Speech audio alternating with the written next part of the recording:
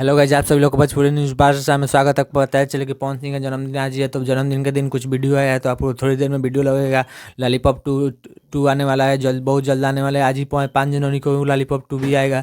अगर आप लोग चैनल पर नए हैं तो लाइक सब्सक्राइब कर दीजिए, क्योंकि चैनल पर सबसे पहले न्यूज़ मिलता रहता है। तो अगर आप लोग चैनल पर नए हैं तो लाइक सब्सक्राइब कर दीजिए, क्योंकि चैनल पर आपको लेटेस्ट न्यूज़ मिलता रहता है। देख लीजिएगा, आपके सामने वीडियो चल रहा होगा, पवन सिंह का जन्मदिन का वीडियो चल रहा होगा पवन सिंह का। तो अगर आप लोग चैनल पर हैं तो लाइक सब्सक्राइब कर दीजिए, क्योंकि चैनल पर आपको डेली न्यूज़ मिलता रहता है। देख लीजिए पवन सिंह को चैनल ने क्या किया, ये अभी देख लीजिएगा, आपके सामने लौक रहा होगा। अगर आप लोग चैनल पर नए हैं तो लाइक सब्सक्राइब कर दीजिए, क्योंकि इस चैनल पर आपको लेटेस्ट न्यूज़ मिलता रहता है। देख लीजिएगा, जिस लॉलीपॉप 2 आने वाला है, आज ही आएगा। 5 जनवरी को लॉलीपॉप 2 आएगा।